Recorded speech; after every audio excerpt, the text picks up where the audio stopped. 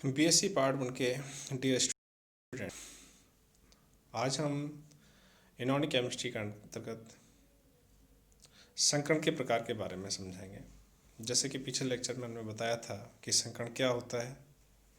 तो हमने बताया था कि किसी केंद्रीय परमाणु के परमाणु कक्षक आपस में अपनी ऊर्जा का पुनर्वितरण करके उतने ही संख्या में नए संकेत कक्षक बनाते हैं, और ये नए संकेत कक्षक ऊर्जा, आकार, आकृति में एकदम आइडेंटिकल होते हैं, और इस तरह से इनके आधार पर हम कोवलेंट मॉलिक्यूल की संरचना के बारे में व्याख्या करते हैं। अब हम पढ़ते हैं संकरण के प्रकार। तो यहाँ पे संकरण के प्रकार जो है हम इस तरह से डिवाइड कर सकते हैं कि यहाँ पर एटॉमिक ऑर्बिटल जो भाग लेते हैं संकरण में, वो कौन कौन से एटॉमिक ऑर्बिटल भाग लेते हैं, उनकी संख्या क्या है। जैसे कि हम बात करें कि पोजीशन, तो एस और पी यहाँ पे दो एटॉमिक ऑर्बिटल है, वो एक ही परमाणु के ऑर्बिटल होंगे, और वो आपस में एक एस और एक पी ऑर्बिटल आपस में अपनी ऊर्जा का पुनर्वितरण करके दो नए संकेत कक्षक बनते हैं, और ये इनमें इलेक्ट्रॉन भरे जाएंगे, और इलेक्ट्रॉन जो भरे जाएंगे वो इन ऑर्बिटल में भरे जाएंगे, और ये एक दूसरे से मैक्सिमम दूरी पर उपस्थित होंगे, यानी कि मैक्सिमम बंद कोण का निर्माण करेंगे दोनों के दोनों ऑर्बिटल।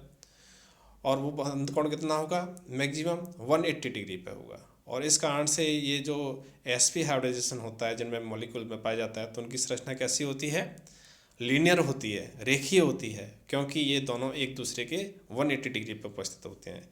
अब जैसे हम बात करें यहाँ पे बेरिलियम क्लोराइड की, BeCl2 की, तो बेरिलियम क्लोराइड में देखा जाए तो यहाँ पे केंद्रीय परमाणु बेरिलियम है, और उसका एटॉमिक विन्यास क्या होगा, वो होगा 1s2 2s2, यानी कि एटॉमिक नंबर 4 होता है, तो 1s2 2s2। तो यहाँ पर एक भी अनपेयर इलेक्ट्रॉन नहीं है, लेकिन यहाँ पे बेरिलियम लेकिन दो बॉन्ड बना रहा है क्लोरीन के साथ, तो यहाँ पे क्या होगा कि एक इलेक्ट्रॉन एक्साइटेड होकर के 2p में चला जाता है, और फिर ये 2s ऑर्बिटल और 2p ऑर्बिटल जिनकी ऊर्जा में ज़्यादा अंतर नहीं है, लेकिन इनकी आकृति डिफरेंट है इन एटॉमिक ऑर्बिटल की, तो क्या होगा, ये आपस में क्या करेंगे, संकरण करेंगे, अपनी ऊर्जा का पुनर्वितरण करेंगे, और उसके पश्चात संकेत कक्षक प्राप्त होंगे, और उन संकेत कक्षकों को हम sp संकेत कक्षक कहेंगे, क्योंकि यहाँ पे एक s कक्षक और एक ही p कक्षक भाग लिया है। इस कारण से ये sp संकेत कक्षक होंगे, और फिर ये 180 डिग्री पे उपस्थित होंगे, क्योंकि ये बेरिलियम की नाभिक पे दोनों एटॉमिक ऑर्बिटल उपस्थित होंगे। हालांकि 2px भाग लिया है, 2py और 2pz ऑर्बिटल अनहाइब्रिडाइज्ड के रूप में, असंकृत के रूप में इसी नाभिक पे उपस्थित होंगे, लेकिन जो sp संकेत कक्षक हैं जो एक दूसरे से अधिकतम दूरी पर उपस्थित होंगे, वो 180 डिग्री एंगल बनाएंगे। इस कारण से ये मॉलिक्यूल कैसी संरचना रखता है, ये संरचना रखता है sp की जो संरचना होगी वो कौन सी होगी, लीनियर होगी। जैसे कि यहाँ पे ये दिखा रखा है कि इस तरह की जो लीनियर संरचना है, और यहाँ पर अव्यापन होता है कौन सा, ये क्लोरीन का 2p ऑर्बिटल और बेरिलियम का sp हाइब्रिडाइज्ड ऑर्बिटल के बीच में सिग्मा बॉन्ड बनता है इस तरह से, और यहाँ पर भी सिग्मा बॉन्ड बनता है। तो इस तरह से दो सिग्मा बॉन्ड बनते हैं यहाँ पे। इसी तरह से हम यहाँ पे व्याख्या कर सकते हैं CO2 मॉलिक्यूल में। तो CO2 मॉलिक्यूल में भी केंद्रीय परमाणु कौन है, कार्बन है। तो कार्बन का हमने बताया था पिछली बार इलेक्ट्रॉनिक विन्यास क्या होता है, एक्साइटेड स्टेट में 2s1 2px1 2py1 2pz1 होता है एक्साइटेड स्टेट में, और यहाँ पर केवल दो ही ऑर्बिटल संक्रमण में भाग लेते हैं, एक 2s और एक 2px, बाकी 2py और 2pz असंकृत रहते हैं। और ऑक्सीजन का जो इलेक्ट्रॉनिक विन्यास है वो 1s2 2s2 2px2 2py1 2pz1, तो इस तरह से होता है। तो यहाँ पर ये जो कार्बन है केंद्रीय परमाणु जो sp संकेत कक्षक रखता है, तो ये sp संकेत कक्षक जो एक दूसरे से अधिकतम दूरी पर उपस्थित होगा, एक संकेत कक्षक इस तरह का है और दूसरा संगीत कक्षक इस तरह का है, तो एक दूसरे से 180 डिग्री एंगल पर है। और यहाँ पर पाई बॉन्ड बनता है पी एक्स के साथ, ये एक्स है और ये भी एक्स है, तो इस तरह से बनता है। और दूसरा पी वाई के साथ बनाता है, तो ये पी वाई और ये पी वाई इस तरह से यहाँ पे बॉन्ड बनाते हैं। तो यहाँ पर ऑक्सीजन के यहाँ पे संकरण में भाग नहीं लेते हैं, लेकिन कार्बन के sp का और पाया जाता है, जिसका अर्थ से इसकी जो संरचना होती है वो लीनियर होती है। और इस तरह से यहाँ पर जो इसकी स्ट्रक्चर पाई जाती है वो किस तरह की होगी, कार्बन डाइऑक्साइड की इस तरह से डबल बॉन्ड होगा और इधर भी डबल बॉन्ड होगा। तो इस तरह से एक लीनियर स्ट्रक्चर पाई जाती है कार्बन डाइऑक्साइड की। तो इस तरह से हम संकरण के आधार पर इन मॉलिक्यूल की संरचना का निर्धारण हम कर सकते हैं, एक्सप्लेन कर सकते हैं। तो इस तरह से sp संकरण होता है। दूसरा sp2 संकरण है। तो sp2 संकरण जैसा कि हमने बताया था कि किसी केंद्रीय परमाणु के एक s कक्षक और दो p कक्षक अपने परमाणु कक्षक आपस में अपनी ऊर्जाओं का पुनर्वितरण करके 3 नए संकेत कक्षक बनाते हैं, जो कि आकार, आकृति और ऊर्जा में समान होते हैं। और ये एक दूसरे से अधिकतम कोण बनाते हैं, क्योंकि जिसके कारण से इनकी में उपस्थित इलेक्ट्रॉन के बीच में अन्य इलेक्ट्रॉन जो उपस्थित होंगे उनके बीच में न्यूनतम प्रतिकर्षण हो। तो इस तरह की संरचना बनाते हैं। तो ये निश्चित रूप से कौन सा एंगल बनाएंगे, 120 डिग्री एंगल बनाएंगे, क्योंकि ये 120 डिग्री एंगल पर ये एक दूसरे से अधिकतम दूरी पर उपस्थित होते हैं। तो जैसा कि यहाँ पे संरचना में दिखाई दे रखा है कि यहाँ पे बोरॉन का 1s कक्षक और ये 2p कक्षक, 2 2p कक्षक, तो यहाँ पे 3 sp2 संकेत कक्षक बनते हैं, जो कि इस तरह से यहाँ पे 120 डिग्री का एंगल बनाते हैं। और ये sp2 संकेत कक्षक, जैसे कि हम बात करें bf3 या bcl3, तो इस तरह से यहाँ पर ये ओवरलैपिंग करते हैं क्लोरीन के साथ या फ्लोरीन के एटॉमिक ऑर्बिटल के साथ, जो कि एक कैसा होगा, वैकेंट ऑर्बिटल पाया जाता है क्लोरीन और फ्लोरीन में। तो इस तरह से यहाँ पर सिग्मा बॉन्ड बनता है। तो यहाँ पर 3 सिग्मा बॉन्ड बनते हैं इस तरह से। और स्ट्रक्चर कैसी होगी इस मॉलिक्यूल की, इसकी स्ट्रक्चर होगी ट्राइगोनल प्लेनर स्ट्रक्चर होगी। यानी कि यहाँ पे चारों परमाणु, एक बोरॉन का है और तीनों क्लोरीन एक ही सरफेस में है, एक ही प्लेन में है। तो ये स्ट्रक्चर कहलाती है ट्राइगोनल प्लेनर स्ट्रक्चर। और ये मॉलिक्यूल कैसा है, इलेक्ट्रॉन डेफिशिएंट है, क्योंकि यहाँ पे बोरॉन का के जो कि उसके आउटर सेल में कितने इलेक्ट्रॉन हुए, टोटल 6 इलेक्ट्रॉन हैं। तो इस तरह से इलेक्ट्रॉन डेफिशिएंट है और ये एक तरह से कैसे बिहेव करेगा, इलेक्ट्रोफाइल की तरह बिहेव करता है। तो इस तरह से हम यहाँ पे मॉलिक्यूल की स्ट्रक्चर है, उनकी संरचना है, उनका किस तरह का बिहेवियर होगा, ये भी हम यहाँ पे एक्सप्लेन कर सकते हैं। किसके आधार पर एक्सप्लेन कर सकते हैं, हाइब्रिडाइजेशन के आधार पर, है ना। तो इसी तरह से यहाँ पे और एग्जांपल है जो sp2 हाइब्रिडाइजेशन पाया जाता है, वो है C2H2 मॉलिक्यूल। तो C2H2 मॉलिक्यूल में जो कार्बन का जो हाइब्रिडाइजेशन होगा वो क्या होगा, C2H4 मॉलिक्यूल, एथिलीन मॉलिक्यूल है।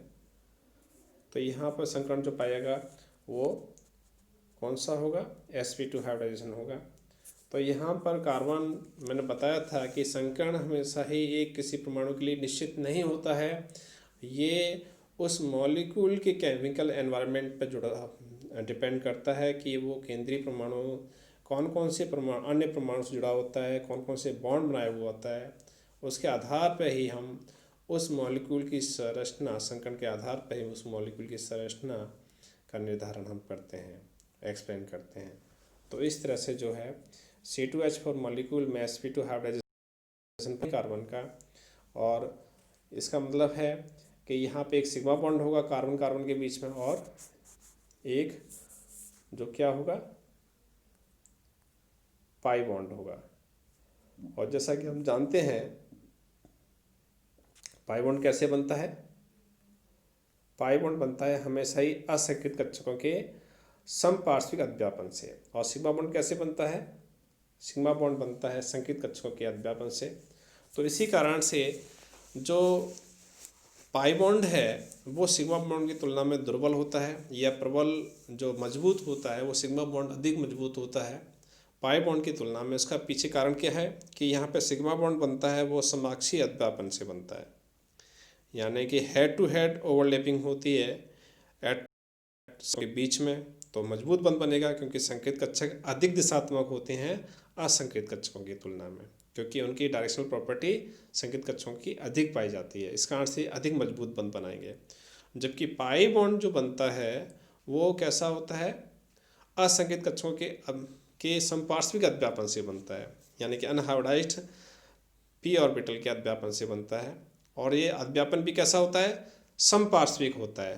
तो इस तरह से जो है एक इस तरह से पी ऑर्बिटल है, दूसरा पी ऑर्बिटल इस तरह से, तो वो ओवरलैपिंग ऊपर भी होगा और नीचे के लोब्स भी ओवरलैपिंग करेंगे। तो इस तरह की जो स्ट्रक्चर बनेगी वो पाई बॉन्ड की होगी।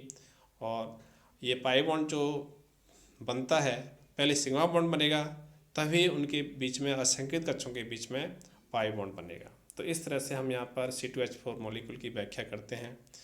SnCl2 मॉलिक्यूल में भी कौन सा पाया जाता है, sp2 हाइब्रिडाइजेशन पाया जाता है, लेकिन इसमें एक लॉन पेयर पाया जाता है। यदि हम टिन है, टिन का एटॉमिक नंबर 50 होता है, इलेक्ट्रॉनिक कॉन्फ़िगरेशन हो गया इसका आउटर सेल का 5s2 5px1 py1 pz1 z0, sp2 hybridisation पाया जाता है। तो यहाँ पर एक s और 2 p ऑर्बिटल भाग लेते हैं। यहाँ पे बॉन्ड कितने बना रहा है, टिन 2 ही बॉन्ड बना रहा है, तो यहाँ पे 2 ही अनपेयर इलेक्ट्रॉन हैं जो कि p में प्रेजेंट है, px और py में। तो यहाँ पर एक s कक्षक 2 p कक्षक आपस में अध्यापन वो संकरण में भाग लेते हैं, 3 नए संकेत कक्षक प्राप्त होते हैं जो कि sp2 कहेंगे हम। यहाँ पर sp स्क्वायर ना करके sp2, मतलब क्या है इसका कि एक s ऑर्बिटल और 2 p ऑर्बिटल, तो स्क्वायर कभी नहीं कहेंगे, sp2 हाइब्रिडाइजेशन होता है। तो इस तरह से यहाँ पर 3 sp2 हाइब्रिडाइज्ड ऑर्बिटल मिले, इनमें इलेक्ट्रॉन कितने भरने हैं, 4 भरने हैं। तो 3 में 4 भरने हैं, तो मतलब एक ऑर्बिटल कैसा होगा, पेयर्ड होगा। एक orbital hybridised orbital pair electron रखेगा, तो वो किसी के साथ अध्यापन नहीं करेगा।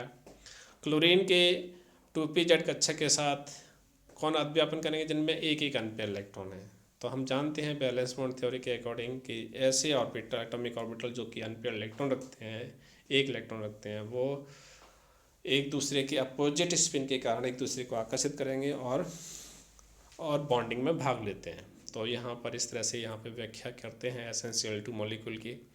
अन्य मॉलिक्यूल हैं जिनमें sp2 हाइब्रिडेशन पाया जाता है, जैसे कि एग्जांपल दे रखा है SO2 CO3 2 SCO3 carbonate ion, bicarbonate ion, nitrogen dioxide, nitronium ion, ये सभी sp2 हाइब्रिडेशन के एग्जांपल्स हैं। अगला जो है संकरण है वो sp3 हाइब्रिडाइजेशन है। तो यहाँ पर sp3 हाइब्रिडाइजेशन में क्या होता है, एक s ऑर्बिटल और 3 p ऑर्बिटल आपस में संकृत अपनी ऊर्जा को पुनर्वितरण करते हैं। यहाँ पे तुम्हें जो दिखा रखा है वो एक s ऑर्बिटल अलग से दिखा रखा है, लेकिन ये s ऑर्बिटल अलग से होता नहीं है, ये इस कार्बन का और ये भी इसी कार्बन का, एक ही कार्बन के दोनों ही, एक तो ये 1s ऑर्बिटल है, ये 3 p ऑर्बिटल है, तो ये एक ही कार्बन के हैं, एक ही न्यूक्लियस पर स्थित हैं।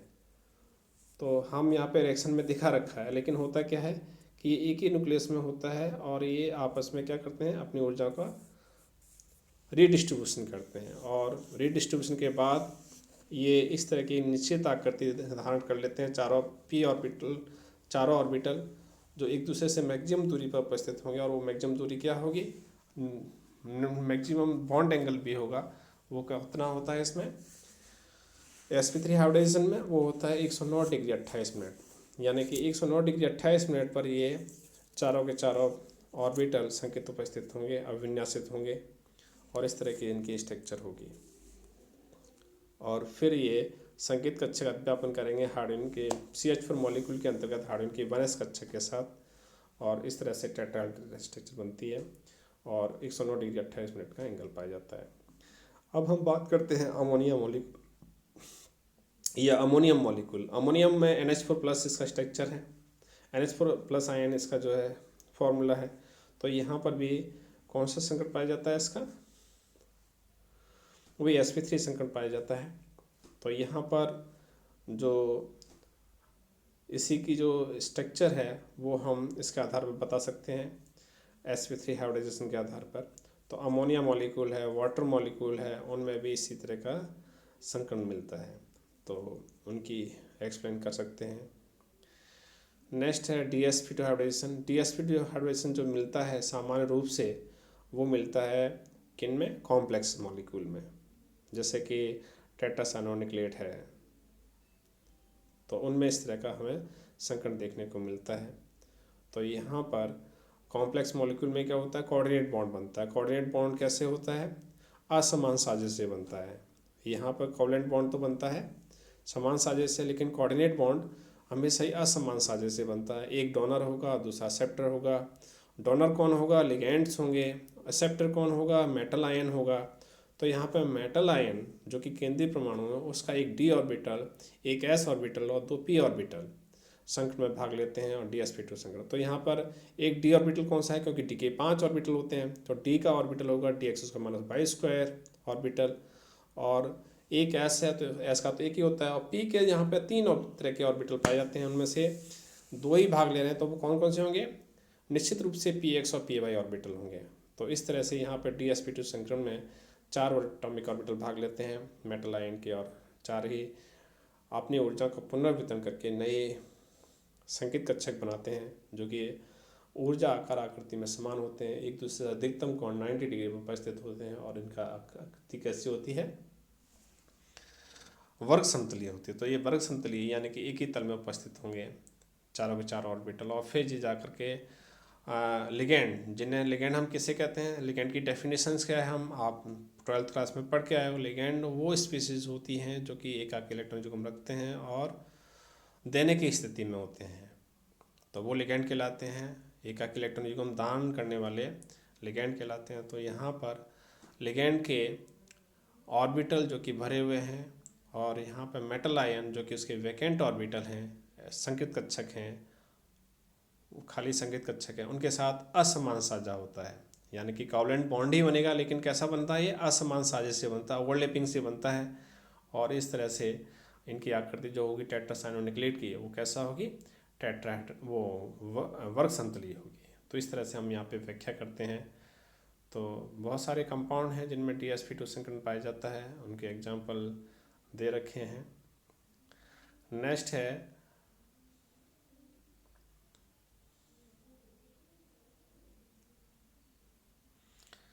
sp3t संकरण।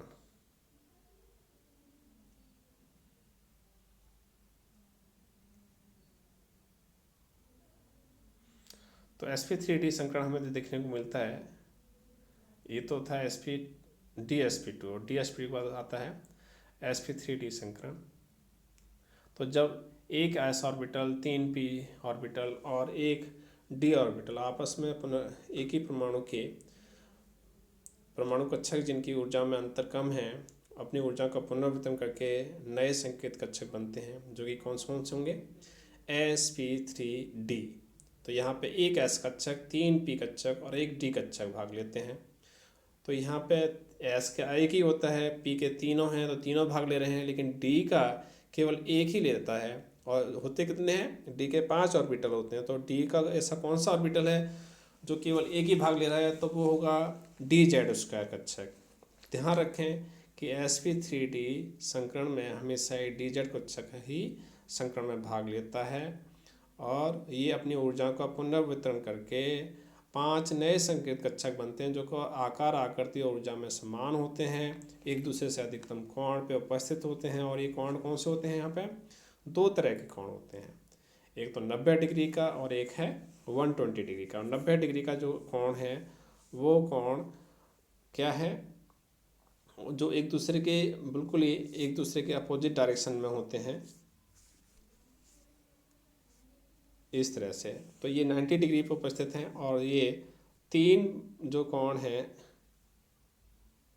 जिनको हमने इस तरह से दिखाए रखे, 3 जो sp3d जो संकेत कक्षक हैं वो एक ही तल में हैं। तो यहाँ पर 3 तल, एक ही तल में यहाँ पर 3 ऑर्बिटल दिखा रखे हैं संकेत कक्षक 1, 2 और 3, जो कि हमने डैश के द्वारा दिखा रखे हैं, और पॉइंट के द्वारा दिखा रखा है। वो कौन से ऑर्बिटल हैं, वो एक दूसरे के लंबवत हैं, इन तीनों की लंबवत हैं, और एक दूसरे के एक ही लाइन में उपस्थित हैं, जो कि 90 डिग्री एंगल बनाते हैं।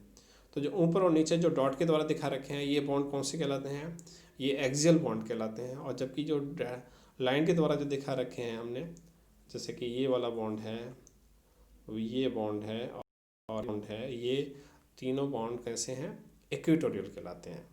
तो यहाँ पर दो तरह के बॉन्ड एंगल पाए जाने के कारण से ये नियमित ज्यामिति नहीं कहलाती है ना। और इस कारण से यहाँ पर तीन ऑर्बिटल जो है 120 डिग्री एंगल पे उपस्थित होते हैं, जो कि इक्वेटोरियल कहलाते हैं। और इन तीनों के लंबवत ऊपर और नीचे जो ऑर्बिटल बनते हैं, उपस्थित होते हैं, वो एक्सियल ऑर्बिटल कहलाते हैं। तो इस तरह से यहाँ पर 120 डिग्री और 90 डिग्री का एंगल इनमें पाया जाता है। और इस तरह की जो है जो संरचना बनती है इनके द्वारा, जो मॉलिक्यूल की संरचना बनेगी वो होगी ट्राइगोनल बाइपिरामिडल, यानी कि तीन, ट्राइगोनल का मतलब क्या होता है, तीन कोने होंगे यहाँ पे। तो जो इक्वेटोरियल मॉलिक्यूल्स, इक्वेटोरियल ऑर्बिटल्स हैं, और बाइपिरामिडल, बाइपिरामिडल कैसे बनेंगे, ऊपर और नीचे पिरामिड्स बनेंगे। तो हम इसको इस तरह से भी दिखा सकते हैं कि यहाँ पर पिरामिड कैसे बनते हैं। तो यदि हम इसको मिला दें तीनों कोनों को, तो ये एक पिरामिड ये बन जाता है इस तरह से ऊपर की तरफ। और दूसरा पिरामिड बनेगा, हम दिखा दें कि इस तरह से,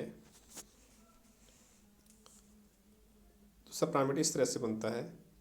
यदि नीचे के क्लोरीन को हम इक्वेटोरियल के तीनों ही कोनों से मिला दें तो नीचे एक पिरामिड बनता है। तो ये एक पिरामिड ऊपर की तरफ बनता है और एक पिरामिड नीचे की तरफ बनता है। तो इस तरह से कहलाता है ट्राइगोनल बाइपिरामिडल स्ट्रक्चर, इस तरह से बनती है यहाँ पे। तो इस तरह से हम इनकी व्याख्या करते हैं। तो यहाँ पे देखा जाए तो ये बॉन्ड एंगल एक समान ना होने की वजह से यहाँ पर यदि लॉन पेयर यदि आता है तो वो लॉन पेयर कहाँ आएगा, इक्वेटोरियल पोजीशन पर। और उसके पश्चात जो बनेगी ज्यामिति वो सीसॉ ज्यामिति होगी। जैसे कि हम बात करें SF4 मॉलिक्यूल में, तो SF4 में सीसॉ जैसी स्ट्रक्चर पाई जाती है। ऐसे ही ClH3 मॉलिक्यूल है तो उसमें जो ज्यामिति होगी वो T आकृति होगी, जो कि हम आगे VSEPR थ्योरी के अंतर्गत हम पढ़ाएंगे। नेक्स्ट है sp3d2 संकरण, जो कि हम, तो यहाँ पर भी हम बता सकते हैं कि एक s ऑर्बिटल, 3 p ऑर्बिटल और 2 d ऑर्बिटल संकरण में भाग लेते हैं। तो d में 2 ऑर्बिटल कौन से होंगे, एक तो होगा sp3d2 में 2 d ऑर्बिटल भाग लेते हैं, एक तो dz² ऑर्बिटल और दूसरा है dx⁻y² ऑर्बिटल। तो इस तरह की जो 6 ऑर्बिटल आपस में अपनी ऊर्जा को पुनर्वितरण करके 6 ही नए संकेत कक्षक बनाते हैं, जो कि एक दूसरे से अधिकतम बंद कोण पर उपस्थित होंगे। और वो अधिकतम बंद कोण कितना होगा, 90 डिग्री होगा। और यहाँ पे जो आकृति बनती है वो कैसी होगी, ऑक्टाहेड्रल होगी। तो ऑक्टाहेड्रल स्ट्रक्चर जो है बता सकते हैं यहाँ पर कि इस तरह की बनती है। तो ये ऑक्टाहेड्रल स्ट्रक्चर ये दिखा रखा है। और इसको मैं थोड़ा सा बिगाड़ना चाहूँ तो इस तरह से ऑक्टाहेड्रल बनेगा। ऑक्टाहेड्रल में यहाँ पे कैसे होंगे, 8 फेसेज होते हैं। तो इस तरह से यहाँ पे ये नीचे की तरफ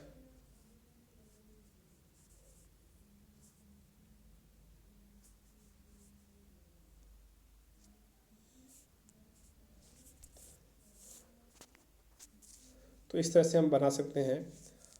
8 फेसेस कैसे बनेंगी, यदि हम इस तरह से ये 4 बॉन्ड हैं, इनको नीचे की तरफ जोड़ दिया जाए इस पॉइंट पर, तो इस तरह से यहाँ पे 4 फेसेस बनेगी जो कि नीचे की तरफ हैं। ऐसे ही ऊपर इनको जोड़ दें कॉर्नर्स को, तो ये एक स्क्वायर होता है। स्क्वायर के चारों कोनों को हम यदि ऊपर जोड़ देते हैं तो 4 फेसेज ऊपर बनती हैं। इस तरह से एक फेस तो ये बनेगी, दूसरी इस तरह की फेस बनेगी, तीसरी ये, और चौथी बैक साइड में। तो इस तरह से ये अष्टफलक की संरचना बनती है। इसमें 8 फलक होते हैं और यहाँ पे जो बंद कोण है वो 90 डिग्री होते हैं। तो यहाँ पर इस तरह से एक जो है लोब्स है वो इस तरह से नीचे की तरफ होता है, ये बड़ा की, और दूसरा ऊपर की तरफ होता है। और इनको यदि हम जोड़ दें इस तरह से तो यहाँ पर 4 फेस ऊपर बनते हैं और 4 फेस ही नीचे की तरफ बनते हैं। तो इस तरह की जो स्ट्रक्चर होती है वो ऑक्टाहेड्रल स्ट्रक्चर होती है। ये किन में मिलता है? ऐसा एग्जाम्पल क्या है? SF6 मॉलिक्यूल है। तो यहाँ पर ऑर्बिटल और 2d orbital d(x²) minus y² dz² orbital आपस में अध्यव्यापन करते हैं, संकरण करते हैं और 6 नए सकृत कक्षक बनाते हैं और ये जाकर के अध्यव्यापन करेंगे फ्लोरीन के 2pz कक्षक के साथ। और इस तरह से हम यहाँ पे एक्सप्लेन करते हैं। HCl4 मॉलिक्यूल में इस तरह का संकरण मिलता है, BrF4 माइनस में मिलता है। इसी तरह से जो है sp3d3 संकरण भी पाया जाता है, जो कि इसका एग्जाम्पल कौन सा है? IF7। तो आयोडीन का एक एस कक्षक, 3 पी कक्षक और 3 ही डी कक्षक हो। तो डी के 5 में से कौन से डी कक्षक भाग लेते हैं? DXY, DYZ और DXZ, ये 3 ऑर्बिटल भाग लेते हैं डी के, और आपस में अपनी ऊर्जा को पुनर्वितरण करके ये अधिकतम बंद कोण पर उपस्थित हो जाते हैं और इनकी ऊर्जा आकृति समान होती है। और ये एंगल 2 तरह के एंगल बनाते हैं। एक तो 72 डिग्री, जो कि एक ही प्लेन में 5 ऑर्बिटल उपस्थित होंगे, और 2 ऑर्बिटल ऊपर नीचे होंगे, जो कि हम एक्सियल कहते हैं, 90 डिग्री एंगल बनाते हैं। और इस तरह से ये आकृति कौन सी कहलाती है? पंचभुजी द्विपरिमेय संरचना बनाते हैं। और इस तरह से यहाँ पे इसको एक्सप्लेन करते हैं। तो thank you for listening. Next time बताएंगे।